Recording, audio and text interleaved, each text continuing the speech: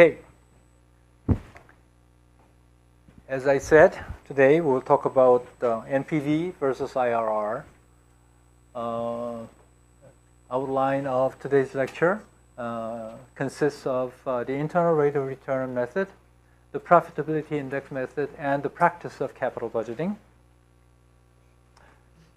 Here is a brief review of what we did last Wednesday. IRR is the return, rate of return, or discount rate that makes the net present value equal 0. IRR can be considered as an average return on investment you can have by investing in the project. Investing in the project, and you keep it and execute it for the horizon of the project. And at the end, you look back and you will see that you have earned, on average, annually IRR. IRR is the average rate of return that you are making by investing in the project and hold it until maturity, or hold it until the horizon. Okay? In a sense, this is very similar to the yield to maturity of a bond. Okay? So if IRR, the return on investment in the project, is greater than the discount rate, which is the required rate of return or opportunity cost, if that is the case, the project is a good one and that should be accepted. So decision rule is accept a project if the IRR is greater than the required return. And the required return, as I said, is the required return by investors, and therefore that is the company's opportunity cost of capital. The company's cost of capital. So long as IRR is greater than the company's cost of capital, then that project is acceptable. Okay, that's the decision rule. Computing IRR for the project, if you do not have a financial calculator, then it's hard work. This becomes a trial and error process. If you have a financial calculator, go ahead and do it. As I said in the exam, I'm not going to write a problem. I don't have a problem that requires you to compute IRR. Since IRR, you can always find it from your computer or calculator. This is the NPV profile of the project that we discussed last week. And you've seen this graph already in last class. If discount rate is 16%, the NPV of this project becomes near 0. So IRR, by definition, is about 16%. To be exact, it's 16.13%. I don't know why we need 2 digits below decimal of percent. 16% should be more than enough. So 16% IRR, and that IRR is greater than 12% required rate of return. Therefore, this project is an acceptable project. If discount rate, if your cost of capital falls below this 16%, then the project is always acceptable. So project discount rate or cost of capital is lower than the IRR, look at it from different angle, the project is always acceptable. NPV is always positive. By that I mean NPV being positive is if and only if IRR is greater than required rate of return. For a conventional cash flow, conventional project cash flow. Conventional project cash flow is point input. You invest today, initial outlay, and you are going to receive cash flows in the future several times. For a conventional project, this is always the case. NPV being larger than 0 means that IRR is greater than small r, required rate of return. So whether you use the net present value rule or IRR rule, they give consistent answer. So these two rules are almost identical rules, okay? Looking at the same thing from different angles.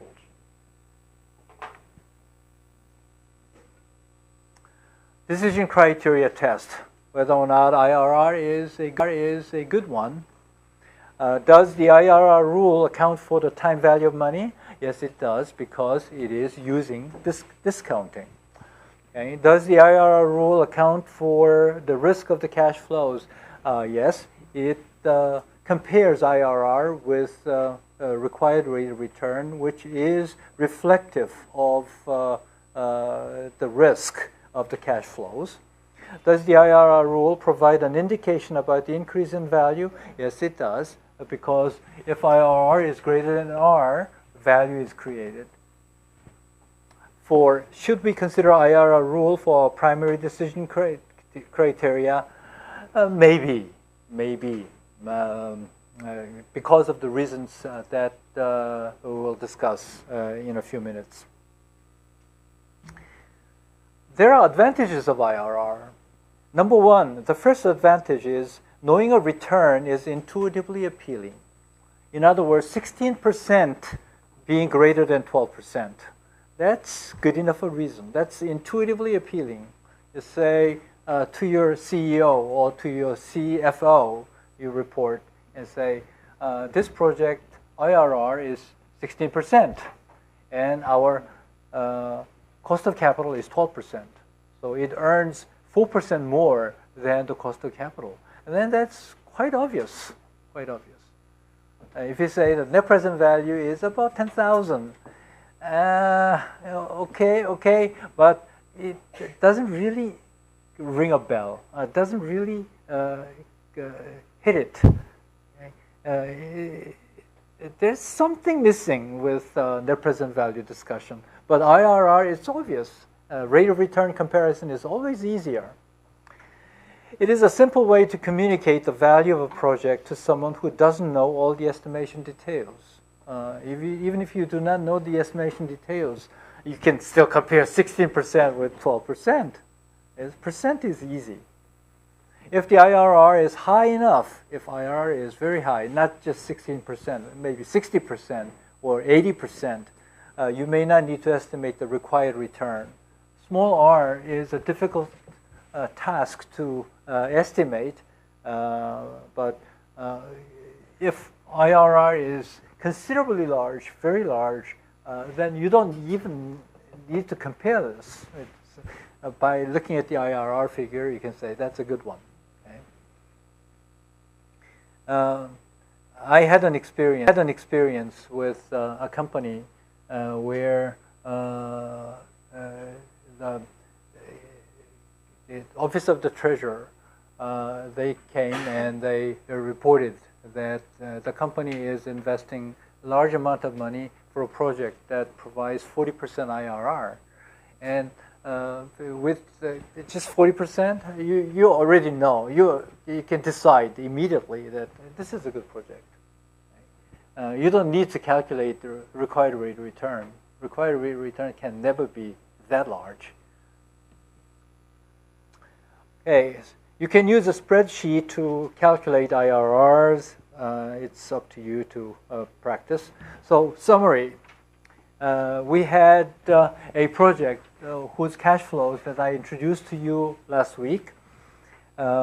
Using the net present value rule, you accept the project because net present value was about 12,000. Payback period method. The payback was 2.4 years, and it was higher than the target payback of 2 years. So even if it has positive net present value, it is rejected using payback rule. Using the discount payback period method, it is also to be rejected. Average economic return method, you should reject it. Internal rate of return, it's consistent with the net present value rule. It's an acceptable project.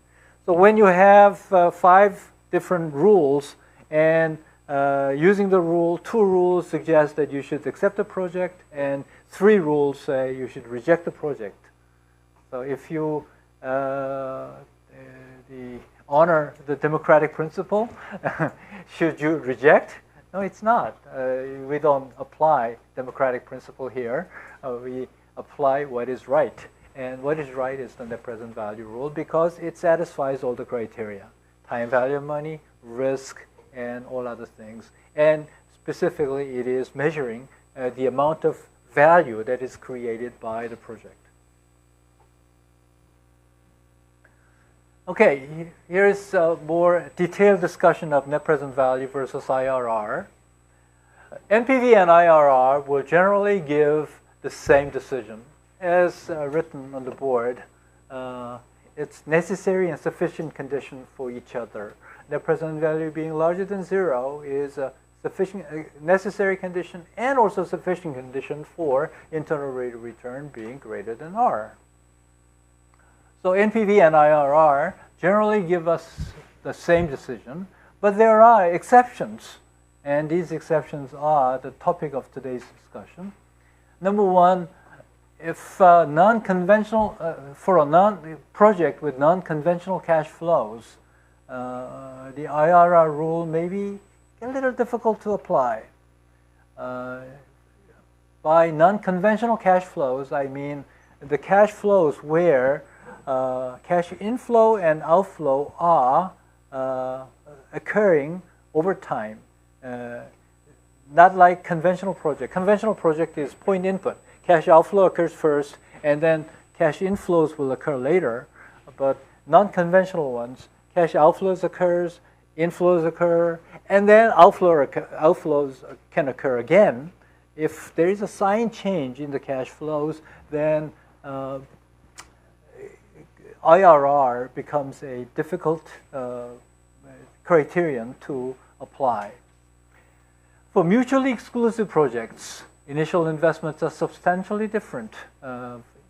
That's the issue of scale. And timing of cash flows is substantially different. I'll talk about the timing difference and the problem with IRR in a moment. Okay. When the cash flows change sign more than once, there is more than one IRR. And we'll go look at an example. Suppose an investment that will cost $90,000 initially and will generate the following cash flows. 132 in year 1 and 100 in year 2. And in year 3, you have negative cash flow. Okay, this kind of cash flow is not uncommon for mining project. Mining coal, mining gold, mining iron ore, just mining project. This is a typical case. You initially invest large amount of money to drill and excavate, okay?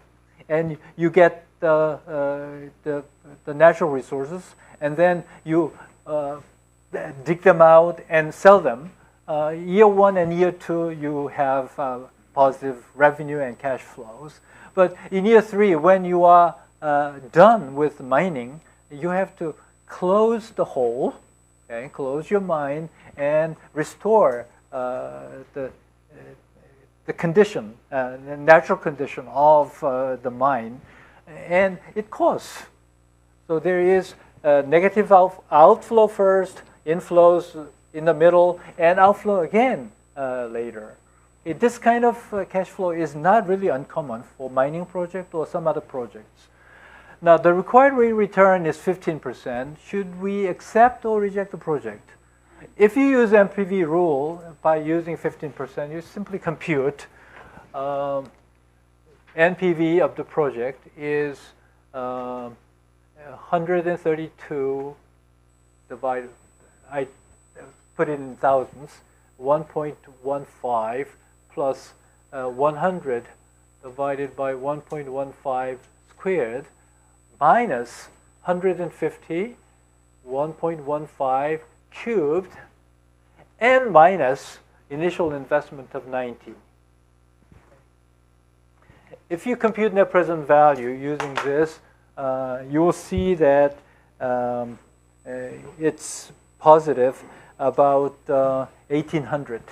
Okay, but here is an NPV profile, NPV curve for different levels of discount rate. If discount rate is equal to 0, then you add all the cash flows, 132, 100, and minus 150, and minus 90, and it is minus 8, minus 8,000. If discount rate is 0. If discount rate goes to 10%, then NPV becomes 0. So 10% is IRR of this project. But that's not the only IRR of this project. If you compute it, 42.6% or for about 43%, you have another IRR.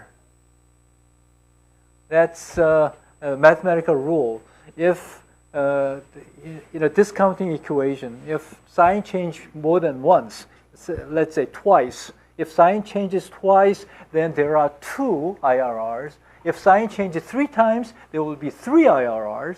If sign changes 5 times, then there will be 5 IRRs.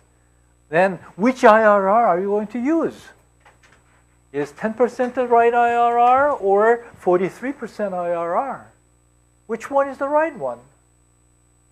You can't tell. You can't tell. By looking at this curve, you can say that its IRR is between 10% through 43%. If the discount rate is anywhere between these 2 points, then they are acceptable. That's net present value rule. Okay? That's not IRR rule. Do you understand this? There are more than one IRR, then which IRR to use is a question. But with net present value, there is no such thing. So NPV is positive at the required return of 15%, so you should accept. If you use the financial calculator, you would get an IRR of 10.11%, which would tell you to reject. You need to recognize that there are non-conventional cash flows and look at the net present value profile. If you are to draw a net present profile, why not use net present value rule instead of IRR? That's one case where IRR's problem you can see. The second problem with IRR is in the case of mutually exclusive projects. Mutually exclusive projects, as I discussed last class, if you choose one, you can't choose the other. For example, you can't choose to attend graduate school at either Harvard or Stanford. You cannot go to both. Intuitively, you would use the following decision rules. Net present value, choose the project with a higher net present value, IRR, choose the project with higher IRR. Now, the problem occurs when IRR ranking and net present value ranking are different. Then which ranking to use? That's a question. Okay, here is an example of 2 mutually exclusive projects. Project A, initial cash flow is minus 500. Year 1, 325. Year 2, 325. Project B, year 0, minus 400, and 325 in year 1 and 200 in year 2. Let me rewrite the same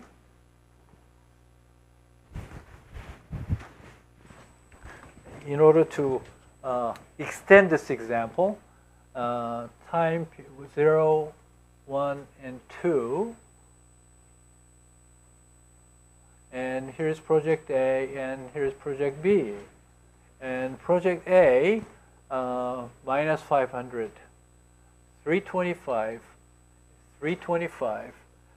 And NPV at 15%, a 10% discount rate, 10% required rate of return. Its net present value is 64. And its IRR is 19.4%. Can I erase this? You know which room to go to. Okay.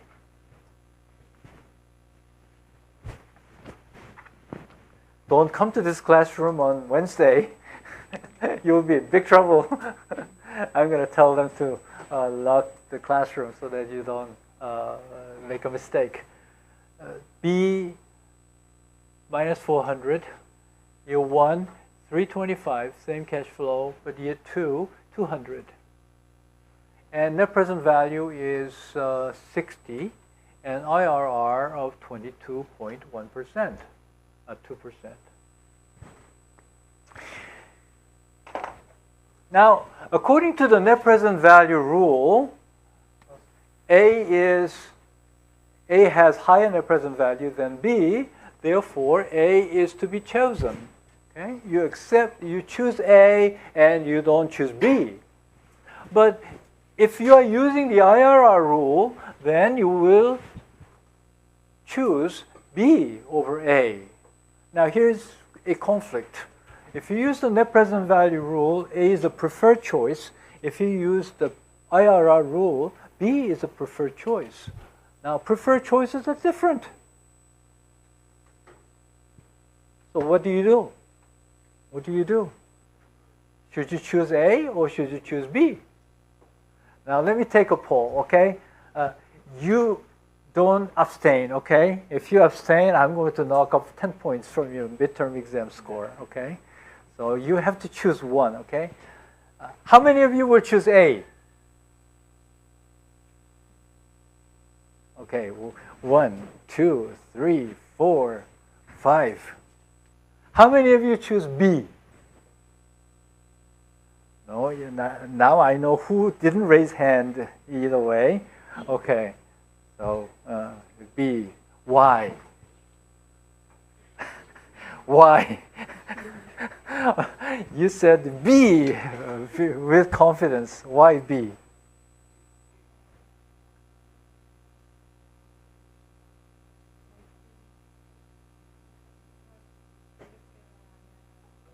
It gives higher IRR. Huh?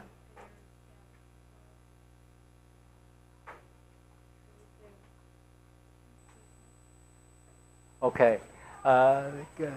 Her idea is look at IRR. That's return on investment, and return on investment is greater than the other. So it's obvious that NPV rule will give the IRR or ranking is a better one. It gives 22% return over 19% return. Many of you will feel the same way, and I would say that most of the CEOs and CFOs would go along with you. But in classroom, I can't teach that way. I can't teach that way. And I think A is better, still better than B. Because it gives higher net present value. By higher net present value, A is creating more value to the firm than B. How much more? Let's look at this by using the following manipulation. Let's say that A minus B. Since project is nothing but, from finance point of view, a project is nothing but a series of cash flows. Project A, cash flows, 3 cash flows, minus 5, 3.25, 3.25, right? Project B is minus 400, 325, and 200. Okay, it's a series of cash flows. So A minus B is, it doesn't exist as a project, but it can be considered as a project, imaginary project. Okay? Imaginary project. Some people call that pseudo project or quasi project. Whatever it is, it's an imaginary one. Let's call that C, imaginary project C. And which is the difference between A and B? A minus B, you have minus 100 and 0. And year 2, it's 125. It's a project. It's a series of cash flows. Much simpler. Okay? It's a project. What's the net present value of this cash flow? This imaginary project C. What's the net present value? I want you to compute it using your calculator. Take your calculator out and just do it. Compute the net present value and compute the IRR.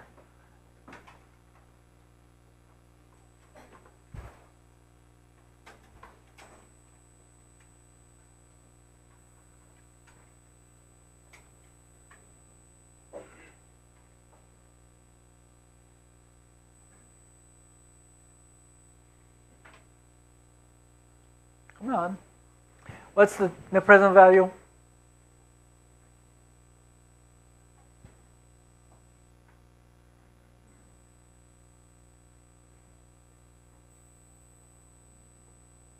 What's the net present value?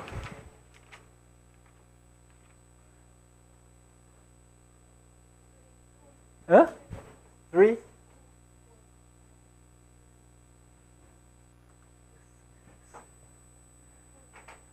Uh, 3.3, right? This is 61. 3. About 3, right? About 3. And IRR.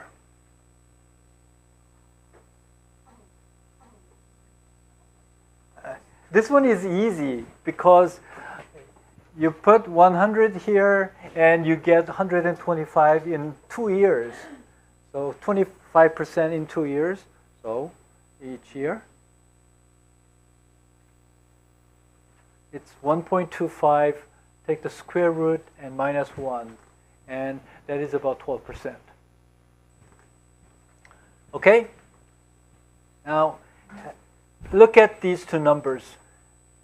This project C, imaginary project C, whose net present value is positive. So if this imaginary project is a real project, is it acceptable one or is it to be rejected? What? It's an acceptable project. It's greater than 0. So you should accept C. IRR, again, it's greater than 10% discount rate, required rate of return. So it's an acceptable project either way, whether you use IRR or whether you use net present value. It's an acceptable one. It's a feasible project. Are you with me? If that's the case, then I want you to look at this. Project A, accepting A, is very similar to accepting B and C. Right? Add B and C together, you have A. Right? So accepting project A is equivalent to accepting B and C. Are you with me? This cash flow series is the sum of cash flow series B and C, because C was the difference between A and B. Look, if A minus B is equal to C, then A should be equal to B plus C. Right? That's simple arithmetic. So A is equivalent, project A is equivalent to accepting both B and C. Now, if A, accepting A is equivalent to having B and C together, then A has got to be better than B. Right? Having A is equivalent to having B and C together. Then comparing A and B, obviously A is a better choice. And that choice is consistent with the net present value ranking rather than IRR ranking. So that's why net present value ranking I support. I claim that net present value ranking is more consistent with value creation. In terms of value maximization, NPV method is giving you a better signal than the IRR method. And this imaginary project C, whose net present value is 3, and this 3 is nothing but a difference between the two net present values.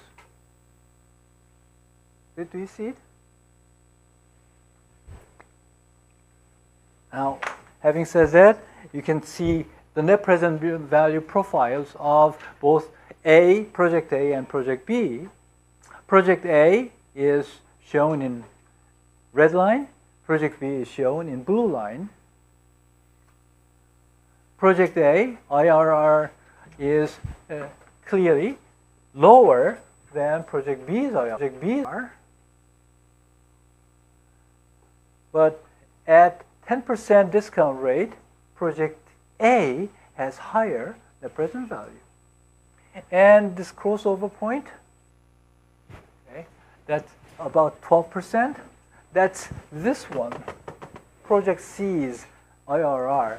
That's the crossover of the two NPV profiles.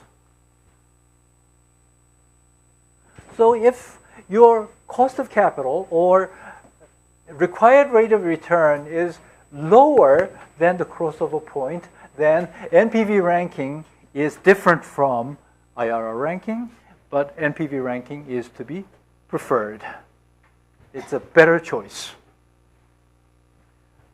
If your discount rate or cost of capital is on the right side of the crossover point, then NPV and IRR ranking should be the same.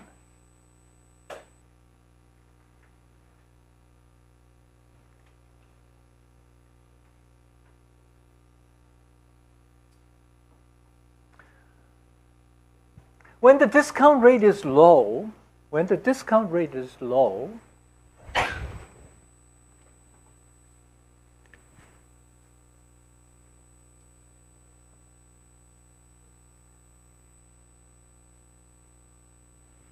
when the discount rate is low, it is in general the case that magnitude is more important than timing. Now, I'm going to introduce you to two concepts of valuation. Valuation is determined by three main factors. One is magnitude, timing, and risk. Magnitude, timing, and risk are the three important valuation dimensions. Okay? And I'm talking about magnitude dimension and timing dimension in this discussion. For high discount rate,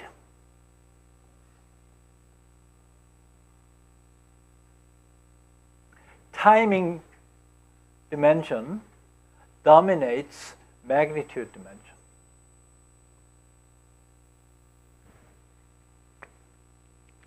This is generally true. In general, when interest rate is high, when interest rate is high, not like these days. These days, interest rates are extremely low. When under extremely low interest regime, like now, timing is not important. Whether you receive cash flows now or later, it doesn't really matter. What matters is the magnitude. But on the other hand, when interest rates are high, very high interest rates, then timing is very important. You would like to receive early cash flows to later cash flows. So timing dimension dominates magnitude dimension, and if interest rates are low, magnitude dimension dominates the timing dimension. Having said that, I want you to look at both A and B. Between A and B, which one has a better timing pattern? Which one gives you better timing pattern? Better timing, by that I mean, which one lets you recover your cash flows faster? Between A and B. Huh?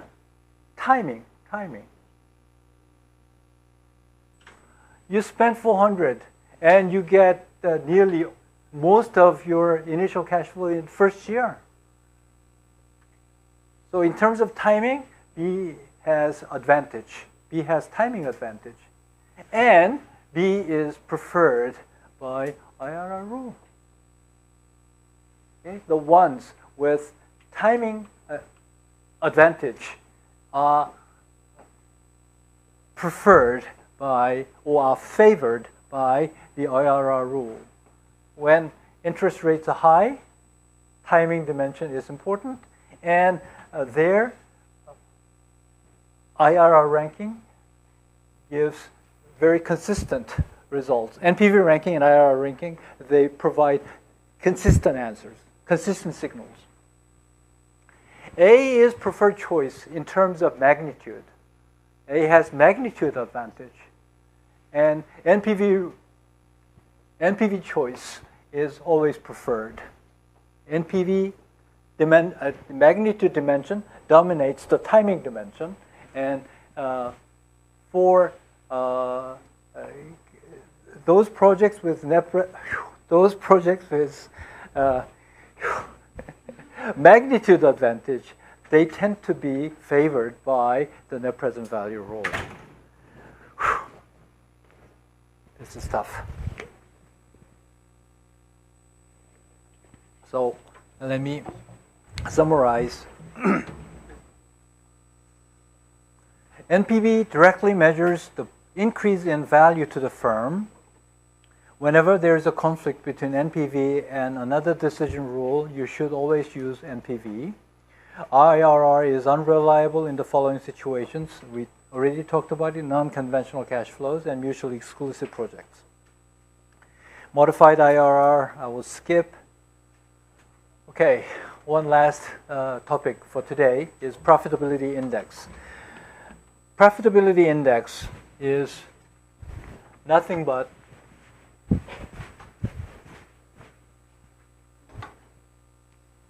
present value, profitability index is present value of cash inflows over initial capital outlay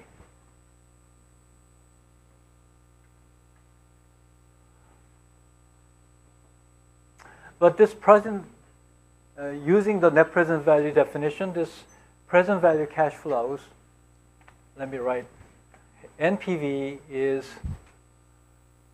present value of cash inflows minus I sub O. So substitute this with NPV minus I sub plus I sub O. Present value index is nothing but I sub O plus NPV divided by I sub O. Therefore, it is equal to 1 plus NPV divided by I0. So profitability index, if it is larger than 1, NPV is positive, so it should be accepted. A profitability index of 1.1 implies that for every $1 of investment, we create an additional 10 cents in value. This measure can be very useful in situations in which we have limited capital. Okay? The rest of it, I want you to read. Here are some advantages and disadvantages of profitability index. I'm not going to cover capital budgeting in practice. We should consider several investment criteria when making decisions. NPV and IRR are the most commonly used primary investment criteria. Payback is a commonly used secondary investment criteria. And here are the summary of DCF criteria: net present value, internal rate of return, and profitability index. I want you to, since we have already discussed, I want you to read them and try to understand them. Payback criteria, accounting criterion. Here's a quick quiz, ethics issues. Here's a comprehensive problem you should try yourself. And here's a project preparation. Describe one of the major investment decisions of a firm in the past 3 years. Prepare a one-page report on the investment by Friday, May 8th. Okay? Here are exercises. Okay. I was thinking of having this, up to this, as your midterm 2 coverage, but I decided that midterm coverage is for the materials that I covered until Wednesday last week. This will be, however, covered in the final exam. Right. Any questions? Yeah. Shh. We are not done yet.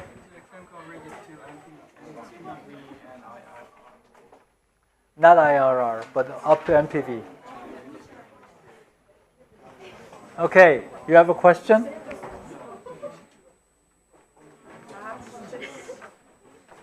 Any questions? Yes. 크로스오버 포인트 전에는 IRR이랑 PB 랭킹이랑 다른 여기 옆에도 다르겠네. 예? 여기 오른쪽으로 가면 오른쪽은 같아지지.